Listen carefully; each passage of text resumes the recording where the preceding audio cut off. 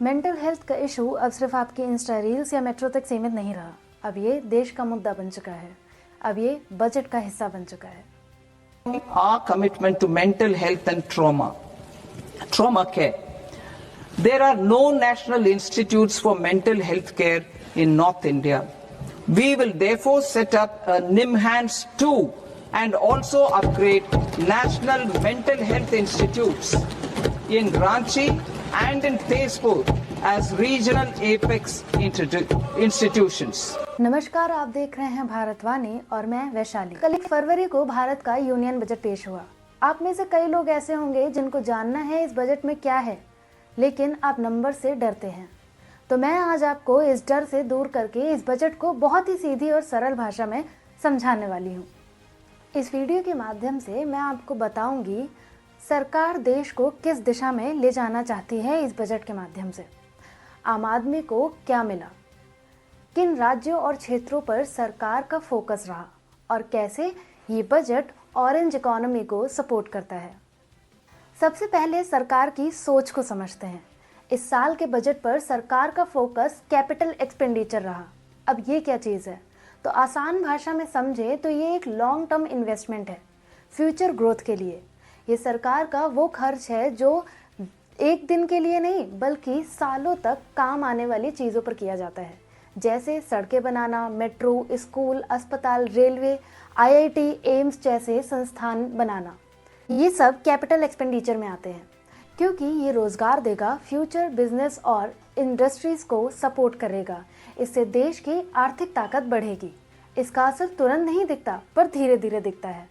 सबसे पहले बात करते हैं स्वास्थ्य क्षेत्र की। सरकार ने इस साल स्वास्थ्य बजट में बढ़ोतरी की है। इसका फोकस है अस्पताल का विस्तार, मेडिकल शिक्षा और सस्ती दवाइयाँ। पहले बजट में ज़्यादा ध्यान सामान्य दवाइयों पर था, पर इस बार सरकार ने बायोफार्मा शक्ति की घोषणा की है। बायोफार्मा ये वो दवाइयाँ हैं जो बायोटेक्नोलॉजी से बनती हैं, जैसे कैंसर की दवाई, जीन थेरेपी, वैक्सीन और एडवांस इंजेक्शंस। ये सब बहुत महंगे होते हैं और ज़्यादातर भारत के बाहर से आते हैं। बायोफार्मा शक्ति से भारत में ही दवाओं के निर्माण को बढ़ावा मिलेगा। वहीं दूसरी तरफ कुछ गंभीर और दुर्लभ बीमारियों की दवाइयों पर इंपोर्ट ड्यूटीज में भी राहत मिलेगी। बात करें मानसिक स्वास्थ्य की, तो पहले मानसिक स्वास्थ्य बजट में एक साइड टॉपिक हुआ करता था, पर अब ये सिर्फ व्यक्तिगत समस्या नहीं बल्कि राष्ट्रीय चुनौती बन चुकी है। आज तक उत्तर भारत में एक भी मेंटल हेल्थ केयर इंस्टीट्यूट नहीं था। सरकार ने इस बार निम्हांस 2 को स्थापित करने और रांची, तेजपुर जैसे केंद्रों को अपग्रेड करने की बात करी है। बजट ने 5 रीजनल मेडिकल हब की घोषणा की है ताकि मेडिकल टूरिज्म को बढ़ावा मिल सके। बजट में आयुर्वेद और पारंपरिक चिकित्सा को भी बढ़ावा मिला है। 3 नए all India institute of Ayurveda बनाने की बात हुई है। अब बात करते हैं शिक्षा और युवाओं की। बजट में शिक्षा और स्किल डेवलपमेंट पर जोर दिया गया है। डिजिटल शिक्षा ढांचे का विस्तार होगा। पहले डिग्री होती थी लेकिन स्किल नहीं होती थी। स्किल हो तो इंडस्ट्री से जुड़ाव नहीं, पर अब आईटीआई और स्किल सेंटर्स को उद्योग से जोड़ने की योजना है। मतलब सरकार पढ़ाई को रोजगार से जोड़ना चाहती है। रिसर्च और रोजगार को बढ़ावा मिलेगा। जैसे कि मैंने बोला था, मैं बताऊंगी ये बजट ऑरेंज इकोनॉमी को कैसे बढ़ावा देगा। पहले समझिए ऑरेंज इकोनॉमी है क्या। ऑरेंज इकोनॉमी वो है जो कल्पना, कला, कंटेंट और संस्कृति को वैल्यू बनाती है, जैसे animation, VFX, gaming, comics, film content और डिजिटल क्रिएशन। ये सेक्टर युवा केंद्रित हैं और रोजगार जल्दी बना सकते हैं। जो युवाओं की क्रिएटिविटी से रोजगार बना सकता है, वही ऑरेंज इकोनॉमी है। बजट में सरकार ने AVGC, animation, visual effect, gaming, comics पर जोर दिया है। 15,000 सेकेंडरी स्कूल और 500 कॉलेजेस में कंटेंट क्रिएशन लैब लगाने और टैलेंट डेवलपमेंट के लिए फंड देने की बात करी गई है। ये सीधा ऑरेंज इकोनॉमी को मजबूत करता है। वहीं दूसरी तरफ हर डिस्ट्रिक्ट में गर्ल्स हॉस्टल खोलने की बात की है ताकि देश की बेटियां बाहर जाकर आराम से पढ़ाई कर पाएं। अब बात करते हैं कि इस बजट में किन राज्यों पर फोकस किया गया। वित्त मंत्री निर्मला सीतारमण जी की कांजीवरम सिल्क साड़ी देखकर ही लोगों ने अनुमान लगा लिया था कि बजट में तमिलनाडु समेत दक्षिण राज्यों के लिए कुछ खास होने वाला है। वैसा ही हुआ, पर साथ ही साथ पूर्वोत्तर राज्यों पर भी फोकस किया गया। भारत दुनिया का सबसे बड़ा नारियल उत्पादक है। लाखों किसान खासकर दक्षिण भारत और पूर्व तटीय राज्यों में इससे जुड़े हैं। बजट ने नारियल उत्पादन बढ़ाने की योजना बनाई है। पुराने पेड़ों को हटाकर उच्च उत्पादन वाले पेड़ लगाने पर जोर दिया गया है। वहीं काजू की बात करें तो हम प्रोसेसिंग में सबसे आगे हैं, पर कच्चा काजू बाहर मंगाते हैं। बजट के अनुसार देश में ही काजू उत्पादन बढ़ाने की योजना है। काजू और कोको को प्रीमियम वैश्विक ब्रांड बनाने की सोच है। इससे खास फायदा केरल, कर्नाटक, गोवा, तमिलनाडु, उड़ीसा जैसे राज्यों को होगा।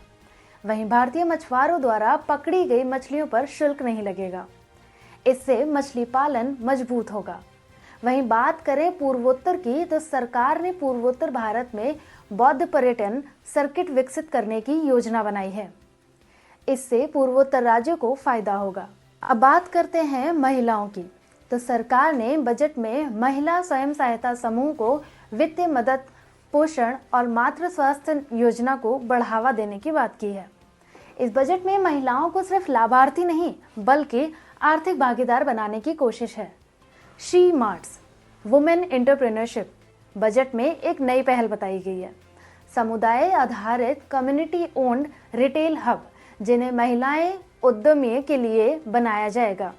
ये लखपति दीदी जैसे पहलों के साथ महिलाओं को माइक्रो लोन के बजाय सेल्फ रिन्यूएबल बिजनेस मॉडल देना चाहता है। शी मार्ट्स का मतलब महिलाओं के लिए बाजार, महिलाओं द्वारा संचालित।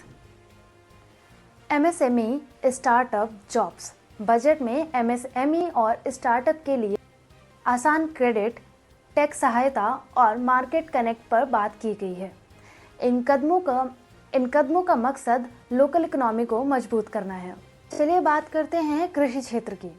बजट में कृषि इंफ्रास्ट्रक्चर में निवेश करने और सिंचाई एवं भंडारण सुविधाओं का विस्तार करने की बात की गई है। बजट में वेटरनरी इंफ्रास्ट्रक्चर बढ़ाने, मोबाइल वेट यूनिट्स और वैक्सीन डिजीज कंट्रोल के लिए फंडिंग का जिक्र किया गया है, क्योंकि पशु चिकित्सा सीधे किसानों की आमदनी से जुड़ा है।